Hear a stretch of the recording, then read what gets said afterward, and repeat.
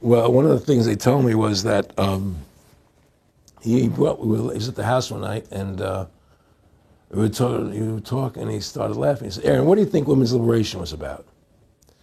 And I said, I had pretty conventional thinking about it at that point. I said, I think it's about women having the right to work, getting equal pay with men, just like they won the right to vote, you know? And he started to laugh. He said, "You're an idiot." And I said, "Why am I an idiot?" He said, let me tell you what that was about. We, the Rockefellers, funded that. We funded Women's Lib, you know? And we're the ones who got all over the newspapers and television, the Rockefeller Foundation. He says, and you want to know why? He says, there were two primary reasons. And they were, one reason was we couldn't tax half the population before Women's Lib. And the second reason was, now we get the kids in school at an early age. We can indoctrinate the kids how to think. It breaks up the family. The kids start looking at the state as the family, as the school, as the officials, as their family, not as the parents teaching them. And so those are the two primary reasons for Women's Lib, which I thought up to that point was a noble thing. You know, when I saw their intentions behind it, where they were coming from when they created it, the thought of it, I saw the evil behind what I thought was a noble venture. Aaron, did you know that Gloria Steinem, in one of her own books, now admits the CIA funded Miss Magazine? No, I had no idea about that. No, I never heard that. Yeah, we're going to... CIA funded Miss Magazine? Funded Miss Magazine with the stated goal of taxing women and breaking up the family. No kidding. I never heard that. Well, Nick told me. I mean, I know it, but not because I know the CIA was involved in it. Well, Gloria Steinem was proud of it. Oh, the CIA wanted to help women. No kidding. So they funded it, yeah. And of course, it's divide and conquer. Right, and of course. What they do is they focus in, obviously, on real problems. Women were getting shafted in many ways, but the elite wasn't planning to help them. They were planning to really shaft them and take men away from them. Look at what they did with black families. You only had about 10% illegitimacy 50 years ago in black communities, and now it's over 90%. And look at welfare. We're going to give you some money, but you can't have a man in the house. Right. And so that was further to degrade the family. Totally destroyed.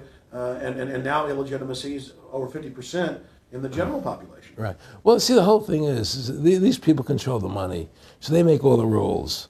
You understand? And they put whatever rules they want into effect. And the truth is, America has really become a socialist, communistic country. And everybody says it's a capitalistic country. It's not a capitalistic country. You know, how can it be capitalistic when you have a central bank? That's the first. It can't be. You know, it's a planned economy.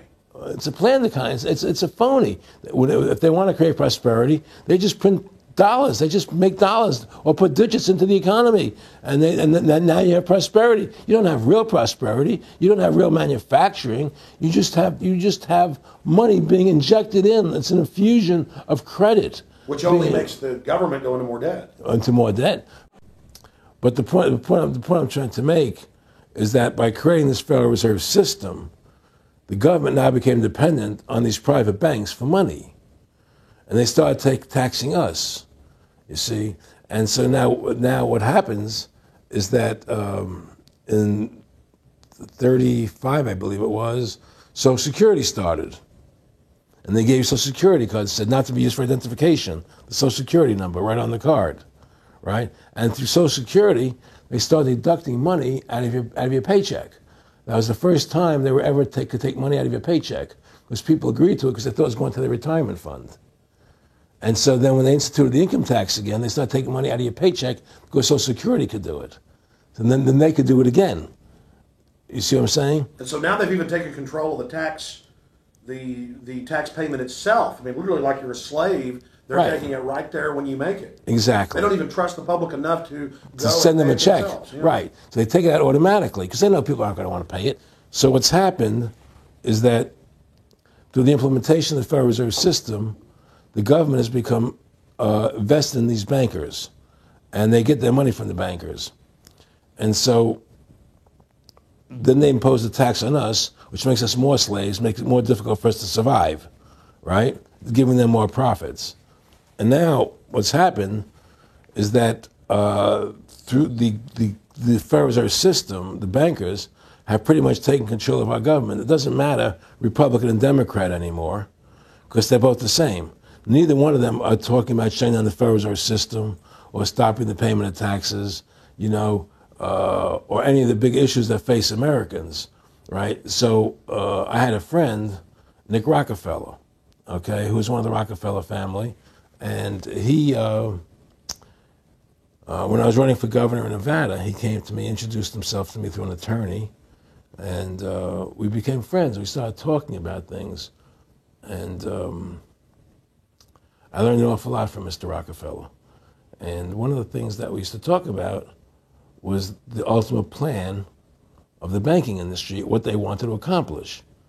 And the goals of the banking industry, not just the Federal Reserve System, but the private banks in Germany and England, all over Italy, all over the world, they all work together. They're all central banks, and they're all part of the Communist Manifesto.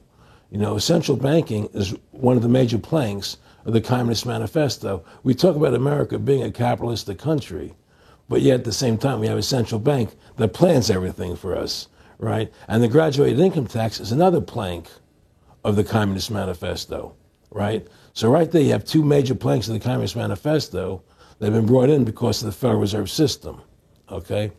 So the ultimate goal that these people have in mind is the goal to create a one-world government run by the banking industry, run by the bankers, and they're doing it in sections. The European currency, the euro, and the European Constitution is one part of it. Now they're trying to do it in America with the North American Union, right? And they want to create a new currency called the Amero, right? And the whole agenda is to create a one-world government where everybody has an RFID chip implanted in them. All money is to be in those chips, right? There'll be no more cash. And this is given me straight from Rockefeller himself. This is what they want to accomplish. And all money will be in your chips. And so instead of having cash, anytime you have money in your chip, they can take out whatever they want to take out whenever they want to. If they say you owe us this much money in taxes, they just deduct it out of your chip digitally. Total control. Total control. And if you're like me or you, and you're protesting what they're doing, they can just turn off your chip. And you have nothing. You can't buy food. You can't do anything. It's total control of the people. And that chip's connected to a database that has your purchasing records, what you do, what everything. you sell. Everything is in there, you know? And so they want a one-world government controlled by them, everybody being chipped, all your money in those chips, and they control the chips, and they control people. And you become a slave. You become a serf to these people. That's their goal. That's their intentions.